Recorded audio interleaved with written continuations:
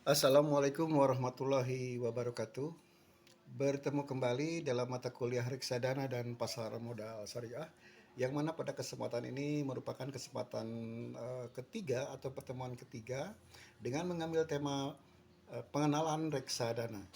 Baik saudara, kita lanjutkan saja dengan pokok bahasan yang pertama, yaitu apa itu pengertian dari reksadana. Definisi dari reksadana sebagai wadah investasi yang menghimpun dana dari masyarakat diinvestasikan oleh manajer investasi ke dalam portofolio efek seperti saham, obligasi, dan instrumen pasar uang. Kemudian reksadana memberikan akses kepada investor pemula yang memiliki modal kecil dan minimum pengetahuan tentang investasi. Apa saja jenis-jenis reksadana tersebut?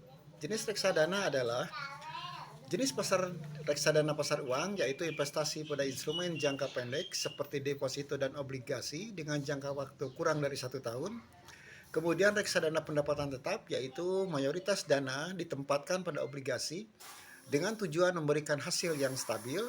Dan berikutnya adalah reksadana saham, yaitu sebagian besar dana ditempatkan pada saham untuk memperoleh pertumbuhan modal dalam jangka panjang. Kemudian reksadana campuran, yaitu kombinasi dari saham, obligasi, dan instrumen pasar uang untuk mendapatkan keseimbangan antara pertumbuhan dan pendapatan tetap. Apa saja sih keuntungan dari berinvestasi reksadana tersebut? Keuntungannya adalah pertama diversifikasi, yaitu dana diinvestasikan dalam berbagai aset sehingga mengurangi risiko kerugian. Kemudian pengelolaan profesional, yang mana dana dikelola oleh manajer investasi yang berpengalaman tentunya. Kemudian likuiditas, investor dapat menjual kembali unit penyertaan reksadana pada manajer investasi kapan saja.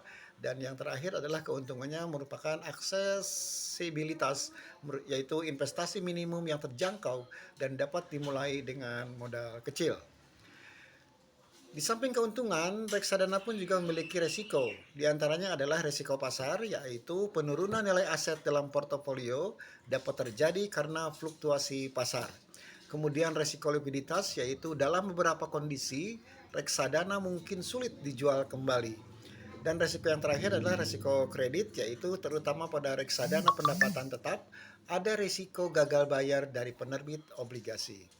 Sementara mekanisme investasinya adalah pertama, cara membeli reksadana melalui platform digital, bank atau lembaga keuangan, kemudian proses transaksi dan perhitungan nilai aktiva bersih sebagai dasar harga unit penyertaan.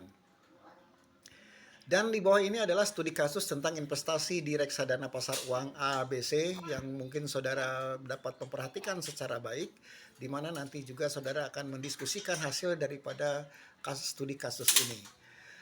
Sebutlah Rina adalah seorang mahasiswa yang baru saja belajar tentang reksadana. Dia ingin mencoba berinvestasi, namun karena belum berani mengambil risiko tinggi, Rina memutuskan untuk berinvestasi reksadana pasar uang ABC yang dikenal memiliki risiko rendah dan likuiditas tinggi.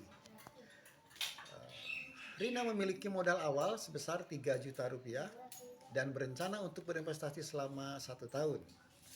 Sedangkan detail produk reksadananya adalah nama produknya reksadana pasar uang ABC, manajer investasinya adalah PT XYZ Assessment Management, kemudian jenis reksadana yang Rina ambil itu adalah pasar uang. Kinerja historis adalah rata-rata imbal hasil tahunan 4,5% per tahun dengan resiko rendah karena dana ditempatkan pada deposito dan surat berharga jangka pendek. Sementara biayanya adalah tidak ada biaya pembelian dan penjualan. Pertanyaannya adalah, berapa kira-kira total dana yang akan Rina miliki setelah 1 tahun dengan asumsi pertumbuhan tetap 4,5% per tahunnya? Kemudian keuntungan apa yang Rina dapatkan dengan memilih reksadana pasar uang dibandingkan dengan deposito bank?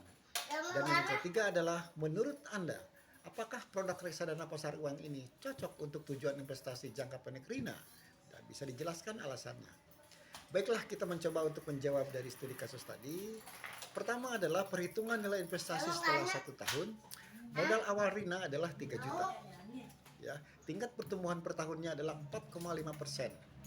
Nilai investasi setelah 1 tahun dapat dihitung dengan rumus nilai akhir sama dengan modal dikali dalam kurung 1 ditambah tingkat pertumbuhan.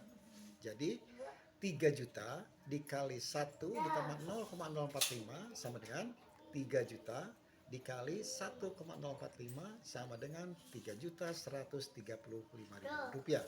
Nah, setelah 1 tahun Rina akan memiliki dana sebesar Rp3.135.000.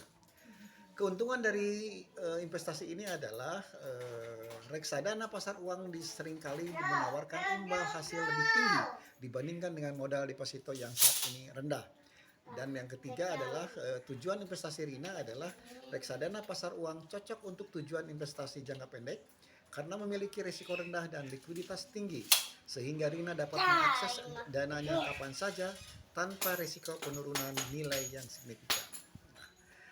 Berdasarkan perhitungan ini, Anda dapat mendiskusikan bagaimana reksadana pasar uang bisa menjadi pilihan investasi bagi investor konservatif yang mencari keamanan dan likuiditas, serta membandingkan dengan produk investasi lain serta deposito atau reksadana pendapatan tetap.